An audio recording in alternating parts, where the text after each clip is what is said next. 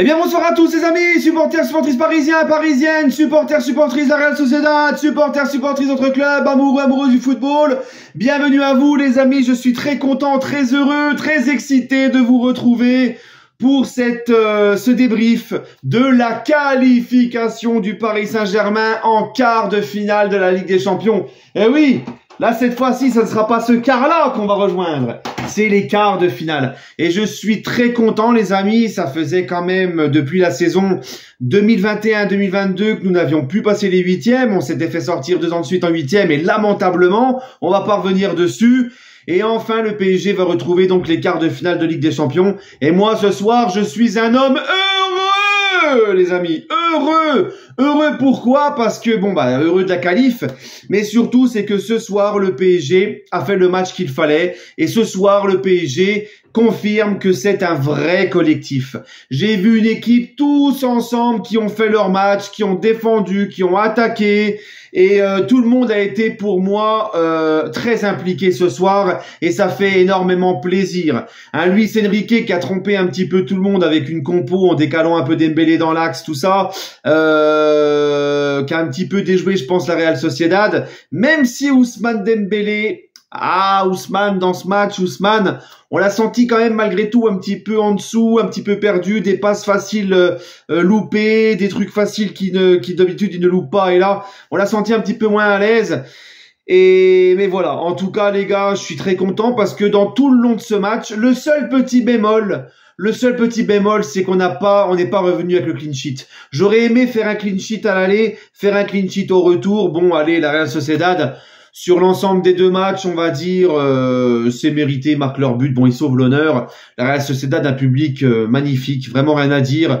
Et d'ailleurs, déçu quand même de la Real Sociedad, parce que je m'attendais à ce que ça soit quand même une plus grosse adversité que ça. Alors, on savait que la Real Sociedad, en ce moment, et j'en avais parlé dans l'avant-match, ils étaient en pleine crise de résultats, que ça allait pas, mais ils avaient retrouvé quand même des joueurs importants par rapport au match aller. Je m'attendais, tu vois, avec l'ambiance de folie, la Ligue des Champions qui transcende toujours un peu plus tout le monde. Je pensais vraiment, notamment au début de match, que la Real Sociedad allait nous faire mal, allait nous rentrer dedans. Je craignais même beaucoup ces 15-20 premières minutes. J'avais dit en avant-match qu'il faudra absolument bien gérer ces 15-20 premières minutes. Et franchement, j'ai jamais senti la Real Sociedad nous faire très mal, voilà, mis à part cette réduction du score, quelques occasions, donc dès qu'on a marqué le deuxième, le but du break, mais sinon j'ai jamais senti un PSG réellement en danger. J'ai vu un PSG qui a maîtrisé, j'ai vu un PSG encore une fois tous ensemble qui a fait le match qu'il fallait faire, et voilà, malgré quelques erreurs techniques. Et ça, faudra gommer ça, parce que quand tu vas tomber sur une équipe de plus haut niveau, notamment dès les quarts de finale, va falloir être un petit peu plus judicieux techniquement. Voilà. Mais en tout cas, les gars, je voudrais parler d'une chose, c'est Kylian Mbappé. Kylian Mbappé, les amis, où ces derniers temps, j'ai beaucoup tapé sur lui, où j'ai été très dur avec lui.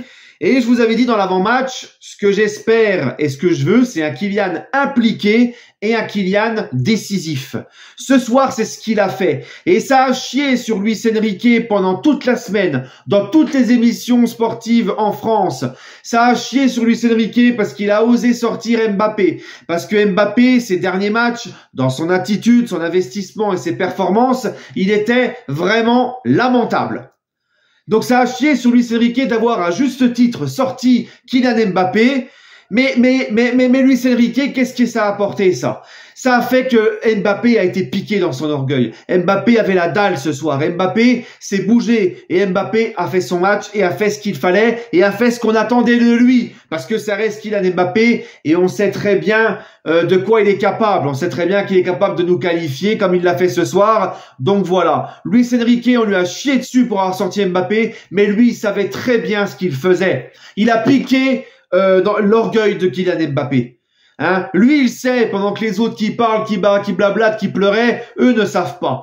Donc encore une fois, pour moi, la réussite d'Mbappé ce soir, il faut aussi la mettre à l'actif du coach, à Luis Enrique, qui a su le piquer au moment qu'il fallait, au meilleur des moments. Voilà les gars.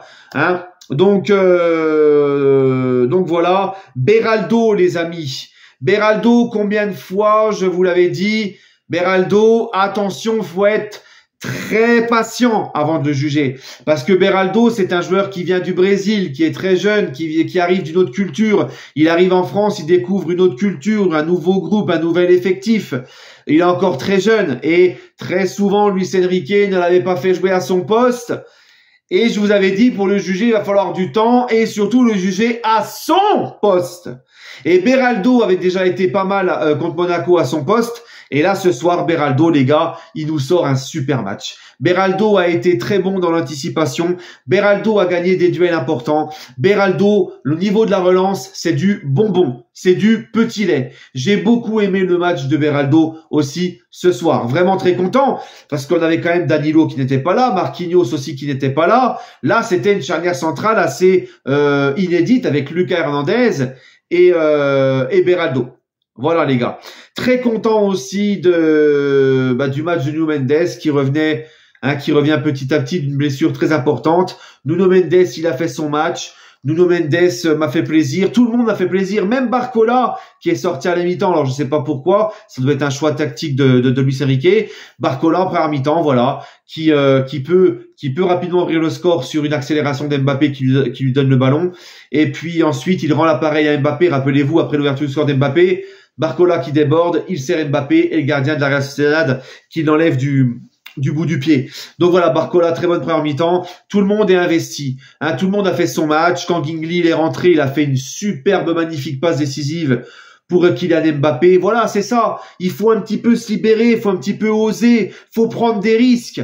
Quand Gingli, ce soir, il a pris des risques. Il a lancé Mbappé dans la profondeur. Il l'a mis en profondeur pour Mbappé. Et voilà, Mbappé pareil, hein, sur son côté gauche, qui joue sur sa qualité de vitesse. C'est comme ça qu'il est le mieux et qu'il est meilleur aussi. Voilà. Non, franchement, je suis content. Je suis vraiment content parce que c'est un PSG en pleine reconstruction. C'est un PSG avec de jeunes joueurs, beaucoup de nouvelles recrues, mais c'est un vrai collectif et ça fait plaisir. C'est vrai que les derniers matchs de Ligue 1, là, en ce moment, contre Rennes, contre Monaco, c'était pas trop pour nous rassurer.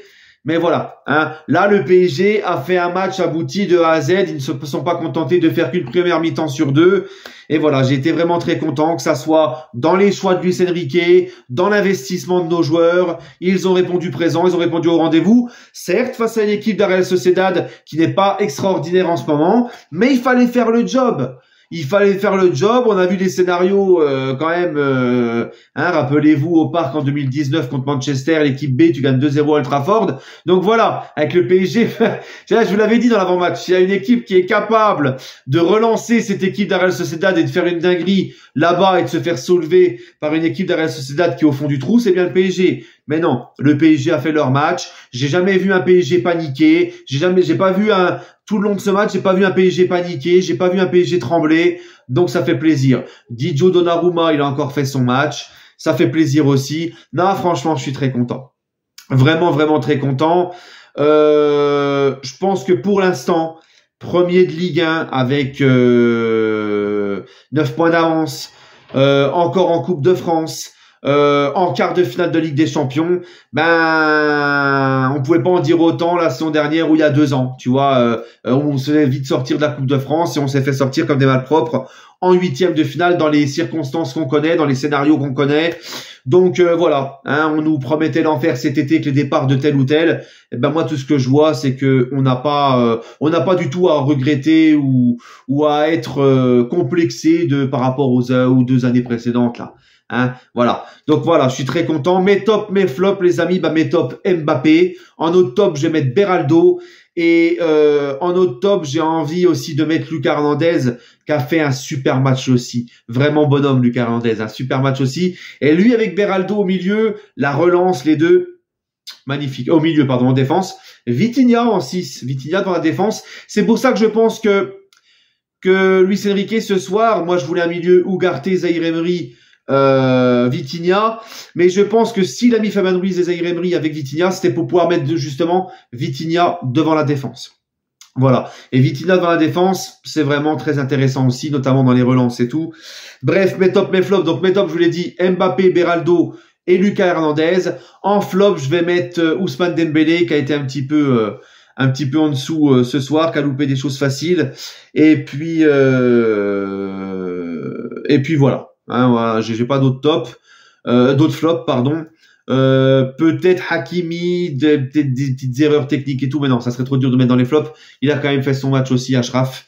Voilà. Bref, les amis, ben j'ai fait le tour, j'ai dit tout ce que j'avais à dire. On continue notre petit bonhomme de chemin. On va quand même souffler. On va pouvoir être content. On va pouvoir bien dormir. Il n'y a pas eu de dinguerie ce soir. Il n'y aura pas de soirée cauchemardesque. Et on poursuit notre petit bonhomme de chemin. En tout cas, très fier de notre équipe ce soir. Prenez soin de vous, les amis. Dites-moi votre ressenti en commentaire. Et puis, toujours et encore, et un gros coup de chapeau à tous les supporters du PSG qui étaient présents, on les a entendus, et eux, bah, ils nous déçoivent jamais, hein. Les ultras du PSG nous déçoivent jamais, mais il y avait pas que le cup, il n'y avait pas que des ultras, hein. Non, ils nous déçoivent jamais, et franchement, voilà, gros coup de chapeau. Prenez soin de vous, les amis, donnez-moi votre ressenti en commentaire, et toujours et encore, allez Paris.